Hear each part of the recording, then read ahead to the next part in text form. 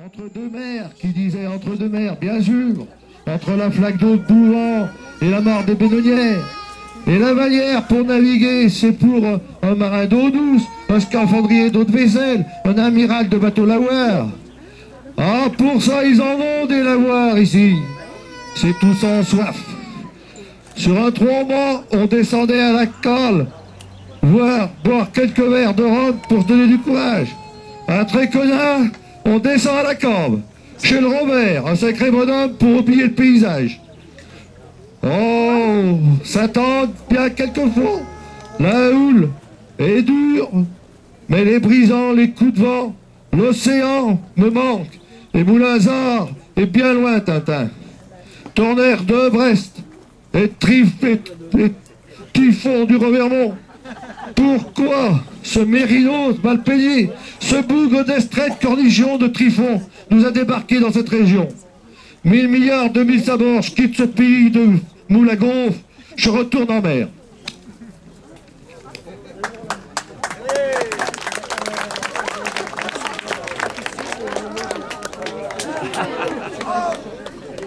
Oh, par la barbe de Rackham le Rouge. Oh, bah voilà autre chose. Ah, mais c'est qui tous ces bagibouzouks? C'est qui tous ces pingouins du Revermont? C'est qui ces ectoplasmes à roulettes? Ces papous de la ligne des Carpates? Ces topinambours invertébrés? Ces troglodytes analphabètes? Ces olibréus anthropopèques? Ta gueule! C'est brontosaures! Attendez! On n'a encore pas réussi à lui apprendre à chanter! Rossignol milanais! Rossignol milanais! Ouais! Canard chavanais, ouais! Chérie, ne pensez pas dans ce bureau. Chérie, de me voir si belle.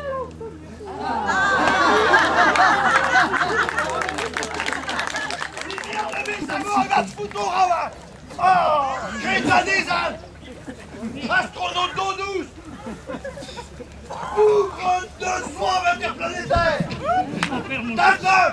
Faites attention, professeur Tournesol, pour ça! Professeur, cela va-t-il comme vous voulez? Ah, mais c'est... Va-t-elle décoller? Mais c'est le vent qui m'a décoiffé. C'est pour ça que... Il a besoin d'un petit rachot. Voilà, décoiffé. Professeur, est-ce le bon endroit? Vous avez dit pourquoi pas à droite? Non, professeur, est-ce le bon moment? Ah, mais c'est l'heure du thé maintenant. Attendez, il faut que je... Ouh, certainement elle va décoller. Mes bonnes amies, admirez ce panorama. N'est-ce pas le lieu inespéré pour faire des observations en journée? Et si nous attendons la nuit, vous pourrez admirer un ciel piqué d'étoiles dont je vous confierai les secrets aussi.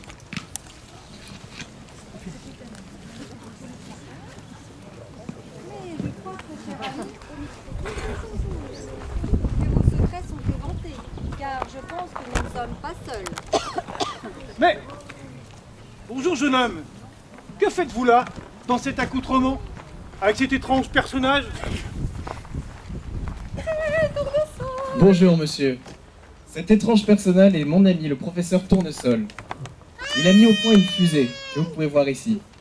D'ailleurs, avec mon ami le capitaine Haddock, qui est encore bourré comme un cochon, et le professeur, nous sommes avec cet engin allé sur la Lune. Notre 16e album, prépublié entre le 30 mars 1950 et le 30 décembre 1953, relate nos aventures. Mais la question est plutôt vous, monsieur. Qui êtes-vous? Moi? Monsieur? Mais vous n'êtes pas d'ici. Vous ne Non. me connaissez pas, car ici tout le monde me connaît. Je suis... Jérôme Lalande. Non, pas François Hollande. Joseph Jérôme Le François de la Lande. Pas le français. Ah, j'ai un micro en plus. Voilà, donc effectivement, je viens de vous le dire, car dès 1783, je fus membre de la Société d'émulation de l'Inde. La chimie, la physique, la botanique, la musique et l'anatomie ont figuré parmi mes centres d'intérêt. Astronome, l'un des plus illustres du monde, je fus le premier à prévoir le passage de la comète de Halley. Vous avez dit comète de Halley? Mais comment vous y allez à la comète de Halley? Sinon, avec En plus, il est spirituel. Laissez, professeur, donc tout va aller. Ouais. Mais quand même. Ah, vous permettez que je finisse? Je finis de me présenter quand même. Donc, j'ai rédigé de savants mémoires. Il n'est que de consulter l'ouvrage édité par l'Académie royale des sciences de Paris, qui, grâce à mes calculs, renseigne sur la connaissance des mouvements célestes. Mais monsieur, le monde entier vous est redevable. Sans vous, jamais nous ne serions allés sur la Lune. Sachez d'ailleurs, bien après nos petites historiettes, qu'un engin comme celui-ci a permis le lancement... Ça va, Milou? D'une navette spatiale, nommée Apollo 11. Son équipage... Ça va, Milou? Cette clé. Son équipage était composé de 3 personnes. Son capitaine, Neil Armstrong, le pilote du module de commande, Michael Collins, et le pilote du module lunaire, Edwin, dit Buzz Aldrin. Partie le 16 juillet, elle est arrivée sur la Lune le 20 juillet 1969. Et c'est ce jour-là que les 2 premiers hommes marchaient sur la Lune, Neil Armstrong et Edwin Aldrin.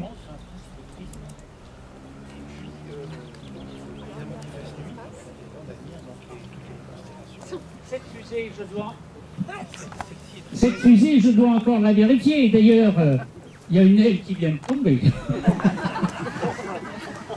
C'est bien, Milou. C'est bien, Allez, Milou. Milou, pousse. Remettons, parce que pour qu'elle décolle, il faut bien qu'elle ait toutes ses ailes. Un coup de clé, Tintin, un coup de clé. Mais oui, certainement. Oh, elle doit décoller. Est-ce qu'il fonctionne? Pour la caler, eh ben, elle le tient. On aurait dû le laisser tomber dans le ravin. Si vous, monsieur Lalande, né le 11 juillet 1732 à Bourg, d'un père normand, entreposeur de tabac, et d'une mère bressane, directrice de la poste de Bourg-en-Bresse, n'avez jamais oublié votre région natale, les habitants de Césaria non plus n'ont jamais oublié votre passage sur leur village. Votre maison, dite du Raffort, ayant appartenu auparavant à l'historien Samuel Guichenon, ah, je parle très près, pardonnez-moi, Samuel Guichenon, votre maison du Raffort, ayant appartenu auparavant à l'historien Samuel Guichenon, porte encore aujourd'hui votre nom, et une plaque rappelle votre souvenir. Quant à votre spécialité, elle a fait en ces lieux des émules. Voyez ce bâtiment dont vous connaissez bien l'usage, puisque vous fûtes dans votre temps... Je n'ai plus de son, si. Puisque vous fûtes en votre temps directeur de l'Observatoire de Paris. Pardonnez-moi.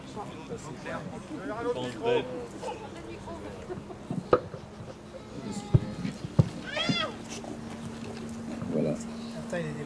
Puisque vous fûtes en votre temps directeur de l'Observatoire de Paris, il en est une modeste réplique, et des passionnés tels que vous en ont perpétué l'usage.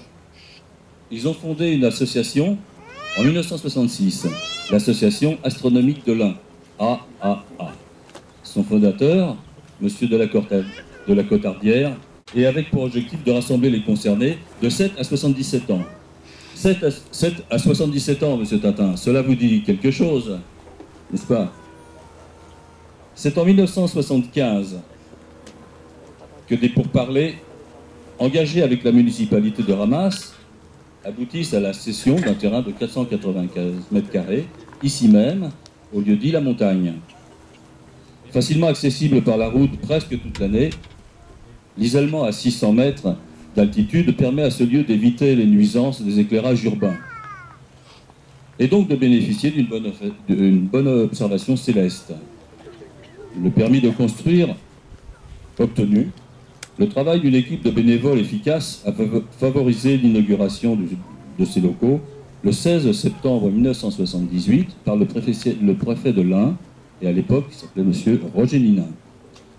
L'observatoire comprend 2 bâtiments. L'un rectangulaire sert de salle de réunion, salle de conférence, et puis aussi d'abri quand il ne fait pas beau, pour les astronomes.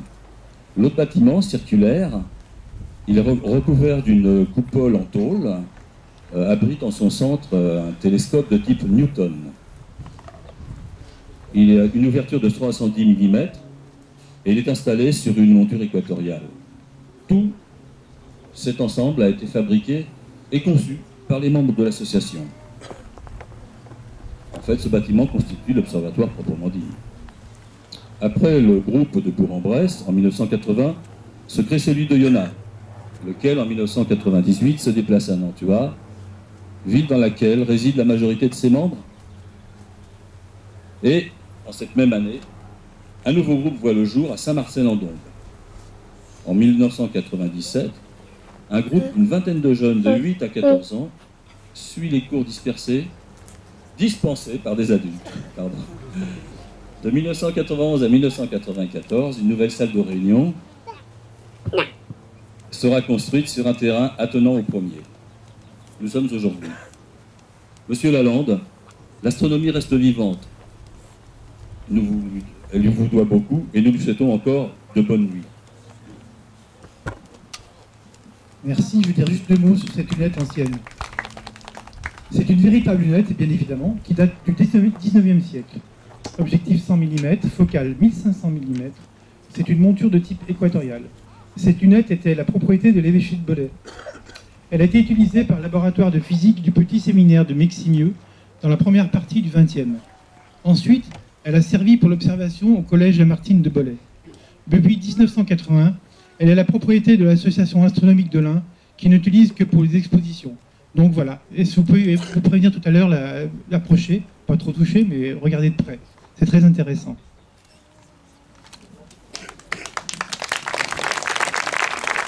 De cette fusée que vous allez voir décoller tout à l'heure, je demande au public de compter avec moi 10, 9, 8, 7, 6, 5,